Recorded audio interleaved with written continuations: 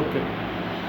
সুপ্রিয় শিক্ষার্থীবৃন্দ, তোমরা যে বা যারা যেখান থেকে আমার এই ক্লাসটি উপভোগ করছো, আমি আবু নাইম শিকদার, প্রভাষক, ফিনান্স, ব্যাংকিং ও বিমা, Saint Joseph's High School and College, Dharenda, Savar, Dhaka এর পক্ষ থেকে সবাইকে জানাচ্ছি আন্তরিক অভিনন্দন ও শুভেচ্ছা। আমার আজকের এই ক্লাসটি একাদশ ও দ্বাদশ শ্রেণীর শিক্ষার্থীদের জন্য।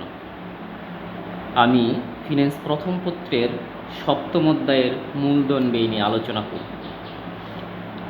অধ্যায়ের শুরুতেই আসি, মূলধন ব্যয় কী। সাধারণ অর্থে যদি বলা হয়, একটা কোম্পানি মূলধন সংগ্রহ করতে যে অর্থ ব্যয় করে তাকেই বলা হয় মূলধন ব্যয়। ব্যাপক অর্থে একটা কোম্পানি তার বিনিয়োগকৃত অর্থ হতে যে পরিমাণ আয় প্রত্যাশা করে এবং যেটার পরিমাণ কম হলে কোম্পানি লোকসানের সম্মুখীন হতে পারে তাকে বলা হয় মূলধন ব্যয়।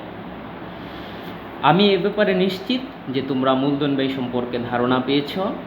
মূলধন ব্যয় নির্ণয়ের কিছু উৎস আছে যেগুলা তোমাদেরকে মুখস্থ রাখতে হবে। 1. ঋণ মূলধন ব্যয়। 2. অগ্রাধিকার শেয়ার ব্যয়। 3. সাধারণ শেয়ার ব্যয়। 4. সংরক্ষিত মুনাফার ব্যয়। This is an important question for you.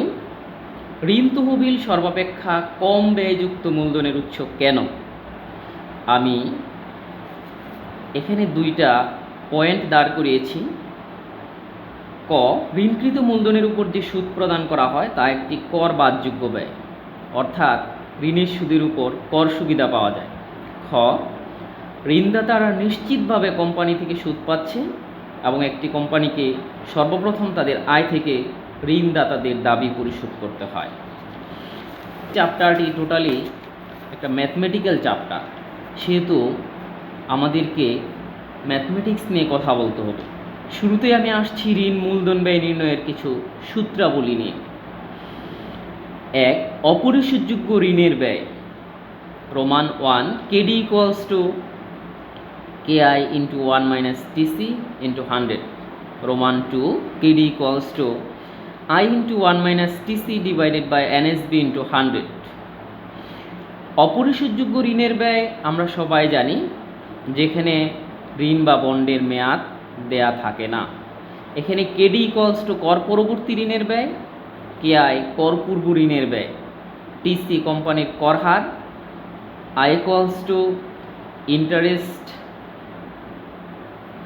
অর্থাৎ কুপন সুদের পরিমাণ, এফসি ফ্লোটেশন কস্ট উত্তোলন ব্যয়, আরভি রিডিমেবল ভ্যালু মেয়াদ পূর্তি মূল্য, NSB net sale value net বিক্রয় মূল্য। 2. পরিশোধযোগ্য ঋণের ব্যয়, যেখানে বন্ড বা ঋণপত্রের মেয়াদ দেওয়া থাকে। KD equals to I into 1 minus TC plus RV minus NSB divided by N whole divided by RB plus NSB divided by 2 into 100। আমাদের যে কোনো ম্যাথমেটিক্যাল প্রবলেমে যাওয়ার আগেই সূত্রগুলো মুখস্থ রাখতে হবে। যাই হোক, আমি একটা প্রবলেম নিয়ে এসেছি। সমস্যা 1, এবিসি কোম্পানির কর পূর্ব ঋণের ব্যয় 12% এবং করের হার 40%। তখন ওই কোম্পানির কর পরবর্তী ঋণের ব্যয় নির্ণয় করো। এখন প্রশ্নটা দেখে আমাকে প্রথমে আইডেন্টিফাই করতে হবে যে এখানে কোন সূত্রটি অ্যাপ্লাই করতে হবে। এটা কি পরিশোধযোগ্য ঋণের ব্যয়ের সূত্র না অপরিশোধযোগ্য ঋণের ব্যয়ের সূত্র? আমরা ইজিলি ক্যাচ করতে পারতেছি যে এখানে যেহেতু মেয়াদ দেওয়া নেই, তাহলে নিঃসন্দেহে এটা অপরিশোধযোগ্য ঋণের ব্যয়ের অঙ্ক। এখন কথা হলো যে অপরিশোধযোগ্য ঋণের ব্যয়ের ক্ষেত্রে আমাকে দুইটা সূত্র অ্যাপ্লাই করতে হয়। এখানে আমি কোন সূত্র অ্যাপ্লাই করব, রোমান 1 না রোমান 2? যেহেতু এখানে বাজার মূল্য বা বিক্রয় মূল্য এ ধরনের কোনো ইনফরমেশন দেওয়া নাই, সেহেতু আমি রোমান 1-এর সূত্রটা এখানে অ্যাপ্লাই করব। তাহলে আমরা সমাধান করি। কর পরবর্তী ঋণের ব্যয় KD equals to KI into 1 minus TC.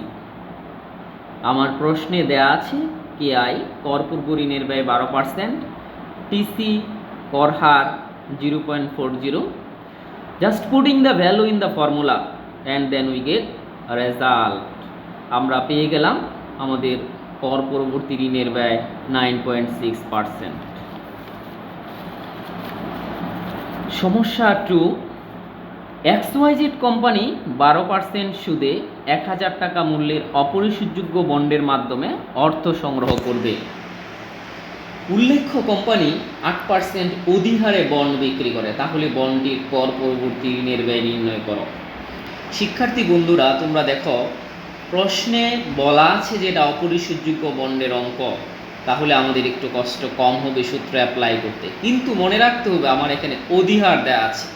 আমরা কি জানি অধিহার কি? অধিহার হলো লিখিত মূল্যের চেয়ে, কোনো বন্ড বা শেয়ারের লিখিত মূল্যের চেয়ে যদি ওই বন্ডটি অধিক মূল্যে বিক্রি করা হয় তখন সেটা হচ্ছে অধিহার। সো আমাদের এই ব্যাপারে ভালো ধারণা থাকতে হবে। আমরা চলে আসি সমাধানে। বন্ডের কর পরবর্তী ঋণের ব্যয় KD = I × 1 - TC / NSB। অনেকের প্রশ্ন থাকতে পারে যে কেন আমরা এই সূত্রটা অ্যাপ্লাই করলাম। আমার এখানে বিক্রয় মূল্যের ব্যাপারে কিছু ইনফরমেশন দেয়া আছে।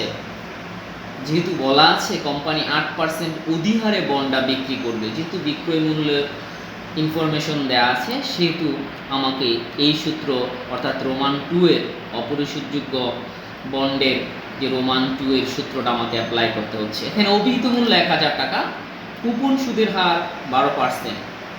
আমরা কুপন সুদের পরিমাণ কিভাবে বের করব? অভিহিত মূল্য ইন্টু কুপন সুদের হার। আমরা পেয়ে গেলাম 1000 × 12% = 120। দেন নিট বিক্রয় মূল্য NSB = অভিহিত মূল্য প্লাস অধিহার। যেহেতু আমার প্রশ্নে বলা আছে 8% অধিহারে বন্ডা বিক্রি করবে, আমরা জানি অধিহার থাকলে যোগ হয়, অবহার থাকলে বিয়োগ হয়। তাহলে এই অভিহিত মূল্যের সাথে আমরা অধিহার কি করলাম? যোগ করলাম। 1080 টাকা পেয়ে গেলাম। কর হার 40% আমার এখানে দেওয়া আছে, সো আমরা বের করব কর পরবর্তী ঋণের ব্যয়। Just putting the value in the formula and then we get result 6.67%। বন্ধুরা, শিক্ষার্থী বন্ধুরা, আমি আজকের ক্লাস থেকে বিদায় নিচ্ছি।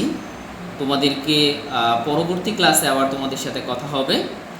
হোমওয়ার্ক দিয়ে গেলাম পৃষ্ঠা 536, উদাহরণ 1, FM Shahidullah. Thank you everybody.